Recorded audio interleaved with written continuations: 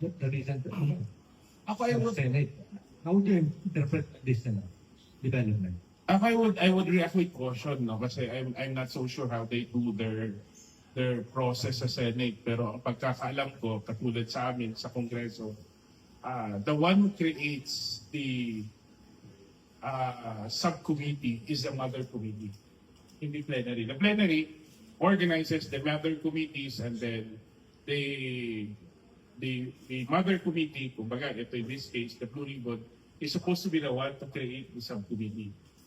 It's unheard of sa House na gagawa ng subcommittee for that purpose. And in any case, all of these actions have to be approved on the floor sa plenary. Which, I'd like to presume, hindi naman sila ng session mula ng Webes, di ba? So I would want to withhold my reaction on whether it is in accordance with the rules or not. No, kailangan gusto kong antayin until Monday kung how the plenary of the Senate will deal with that. Pero, sasagutin ko na rin yung tanong mo, pareho ako ng katanungan ng marami, no? Na bakit kaya pinipilit nila na gawin to sa panahon ito ngayon, di ba?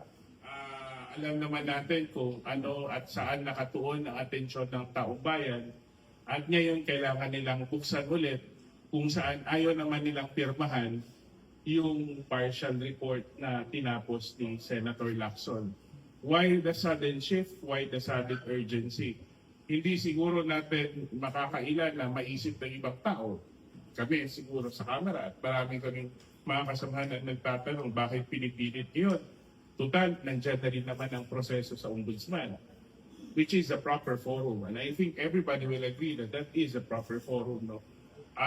The Ombudsman at the moment, because cases have started to be filed. Hindi mo maiwasang isipin ba na ginagawa ba nila ito para sa umaga, babalikan nila lahat yung mga miyembro ng Kamara, yung mga nasa executive agencies para sa hapon sa impeachment. Medyo nawawala kami, nakakalagpag kami sa impeachment court. Huwag naman usaling ganun, di ba?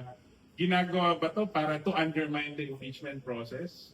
Kung hindi mo naman mapipigilan yung impeachment trial from proceeding, baka iniisip nila, pwedeng, sige, bulungin na lang natin, di ba? So, I think that is those are valid questions that needs to be answered. I'm not saying that we should escape accountability, but we allow the proper forum to take over the process of exacting accountability. Kasi kung sa Senado rin lang naman, may senador din kasi na kasama sa mga inaakusahan na pareho.